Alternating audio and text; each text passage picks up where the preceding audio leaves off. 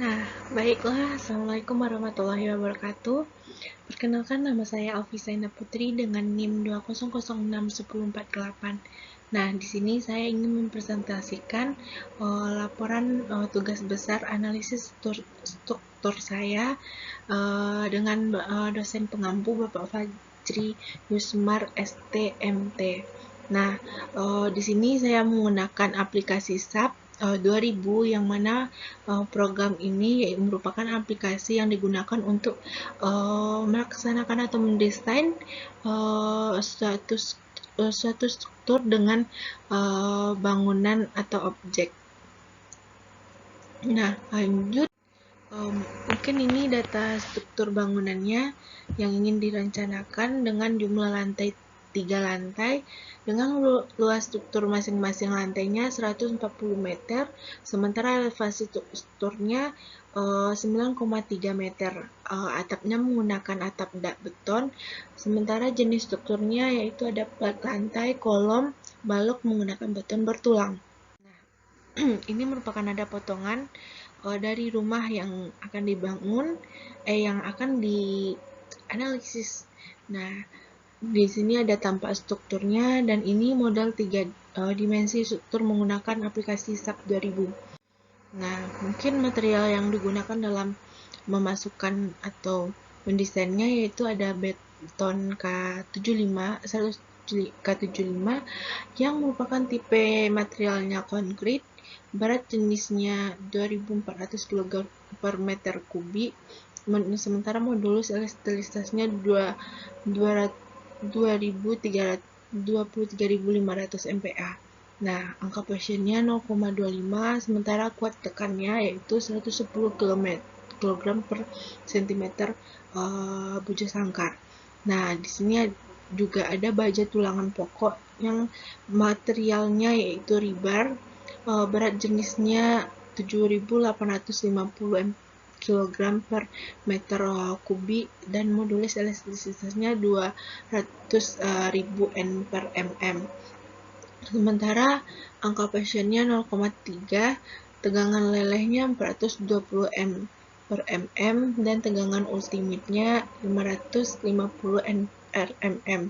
Sementara sama dengan baja tulangan pokok, baja tulangan sengkang ini juga memiliki tipe, berat jenis serta modulus elastisitas yang sama, namun di sini tegangan lelehnya kami ganti dengan FY 280 N per mm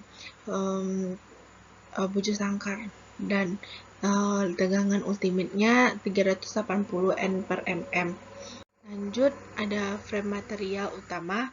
Nah, di frame material setelah memasukkan material, maka kita akan memasukkan frame materialnya yang mana ada balok induk 20/40 dengan material beton K75, tingginya 400 mm, lebar 200 mm, tulangan utamanya yaitu menggunakan diameter lebih dari 12 mm, sementara tulangan sengkangnya diameter kurang dari 12 mm. Nah, betonnya 40 mm. Nah, selanjutnya ada balok anak sama dengan balok induk, yaitu yang membedakan tinggi lebarnya saja. Selanjutnya ada kolom 15-15, selanjutnya ada kolom 30-30 dan ring balok 15/30. Nah, selanjutnya ada plat lantai dengan material beton dan tebalnya 120 mm. Nah, selanjutnya ada pembebanan struktur. Nah, pembebanan struktur ini merujuk pada penempatan dan pengaturan beban-beban yang diterapkan pada struktur bangunan. Nah, beban-beban ini harus diperhitungkan karena akan mempengaruhi nantinya jika kita membuat suatu bangunan. Nah, beban-beban tersebut diantaranya ada beban mati, beban hidup, beban angin, ataupun nanti beban gempa. Dan itu sendiri yaitu pertama ada beban mati dinding bata menggunakan SIDL. Nah, dindingnya terbagi di atas beberapa bentang. Pertama ada bentang 4,5 meter, selanjutnya ada bentang 3,5 meter, 2,5 meter, dan 1,5. Nah, untuk yang bentang 4,5 meter yaitu dengan berat 375 kg meter bujur sangkar. Dapat hasilnya itu yaitu dengan kita kalikan atau kita hitung luas dikali tingginya dan dikali berat dinding. Sementara berat dinding itu sendiri yaitu 250 kg. Nah, selanjutnya ada bentang 3,5 meter yang beratnya nanti 3.700 kg per meter bujur sangkar, dan dinding yang bentangnya 1,5 meter yaitu 900 kg per meter, dan dinding yang bentangnya 2,5 meter yaitu 1612,2 km per kilogram per meter. Nah, selanjutnya di sini ada beban mati plat lantai atau SIDL. Nah, di beban mati plat lantai itu yaitu kita menghitung beban keramik nanti ditambah dengan berat spesi dan ditambah dengan berat plafon. Itulah berat mati dari plat lantai.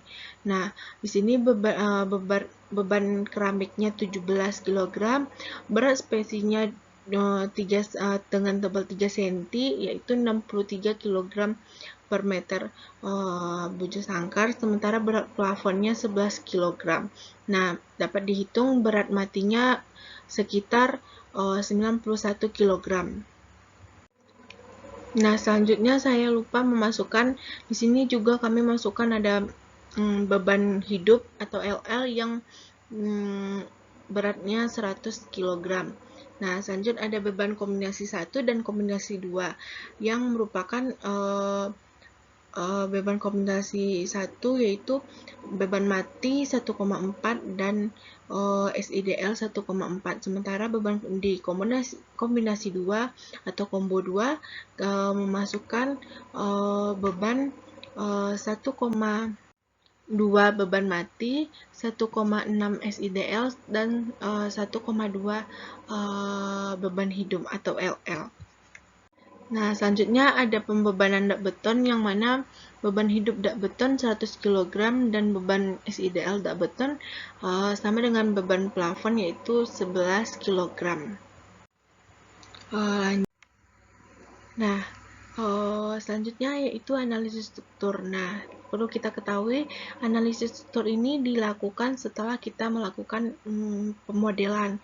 Nah, baru kita analisis. Nah, pemodelan tersebut itu pun setelah kita melakukan pembebanan, memasukkan material, memasukkan pembebanan, maka nanti kita lakukan analisis struktur yang untuk menentukan respon struktur terhadap pembebanan yang kita berikan tadi.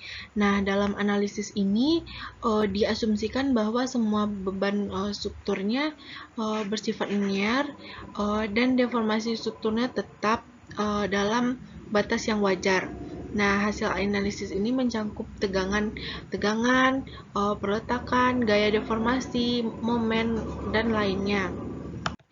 Nah, langkahnya mungkin itu dengan kita melakukan run analis, itu nanti kita set analyze, terus analysis option, nanti memilih space frame, yaitu analisis yang dilakukan pada 3 dimensi.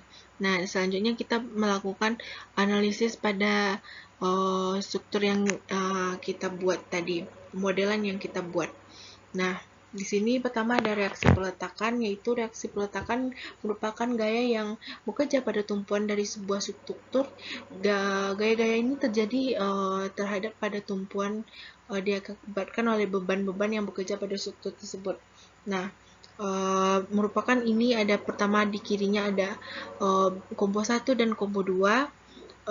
Mungkin ini reaksi peletakan di bawah ini melihat bahwasanya terjadi reaksi peletakan tumbuhan di struktur. Nah, reaksi ini dapat dihitung dan ditotalkan.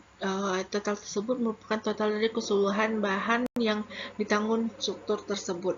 Nah, lanjut. Di sini ada gaya dalam. Nah, gaya-gaya dalam ini terbagi atas beberapa gaya juga. Nah, bisa mengacu pada gaya-gaya internal yang terjadi di dalam elemen struktural akibat pembenahan yang diterapkan. Nah, gaya ini yaitu pertama ada gaya aksial. Nah, dapat dilihat gaya aksial ini negatif terbesar yang terjadi pada strukturnya adalah sebesar 116543,87 kgf. Lanjut, ada gaya geser atau shear force, yaitu gaya yang bekerja secara tegak lurus terhadap sumbu longitudinal elemen struktural. Nah, gaya geser ini dilihat di shear 22 dan shear 33. Lanjut, ada gaya momen. Gaya momen yaitu gaya lentur momen yang terjadi pada struktur. Gaya ini diakibatkan oleh gaya eksternal atau pembebanan yang bekerja pada strukturnya. Nah, momen ini seperti gambarnya dilihat yaitu momen lentur 2 dan momen 33.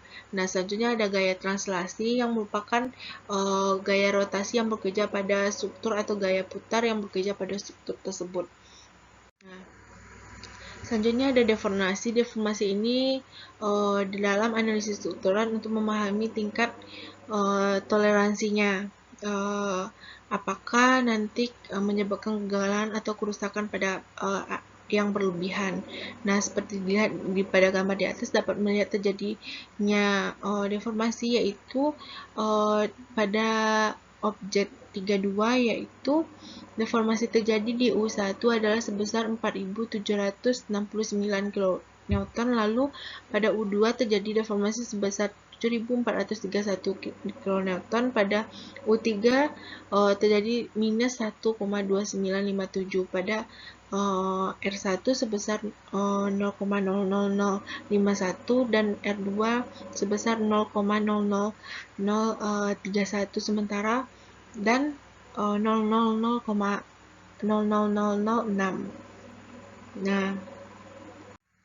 Nah, selanjutnya kita setelah melakukan analisis struktur, kita melakukan desain struktur yang mana desain struktur ini merujuk pada proses perencanaan dan penetapan dimensi, material, dan konfigurasi struktur berdasarkan hasil dari analisis struktur kita.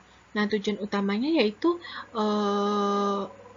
analisis ini memastikan bahwa struktur yang memenuhi persyaratan kekuatan, kekakuan, stabilitas, dan kinerja dapat direncanakan dan berlaku dengan baik. Analisis desain struktur ini dilakukan untuk melihat seberapa kuat struktur yang kita rencanakan. Nah, menahan pembebanan. Analisis tersebut nantinya akan diukur dengan skala warna. Dan desain struktur itu juga kita akan dapat mempraktikkan jenis tulangan dan berapa banyak tulangan yang akan digunakan pada struktur tersebut. Nah, di sini di desain strukturnya kita menggunakan ACI 31899. Nah, ini dilihat dengan cara kita melihat di menu desain. Setelah itu baru kita pilih jenis pembebanannya. Langsung kita masukkan pembebanan yang terjadi, yaitu yang kita perhitungkan tadi, yaitu kompo 1 dan kompo 2. Setelah kita masukkan beban kombinasinya dengan menonaktifkan automatic Lie generatik dan melakukan desain analis. Selanjutnya mungkin ini gambar yang di desain struktur bahwa tidak ada OS atau overstress yang ada pada struktur tersebut. Ada merah tapi tidak OS.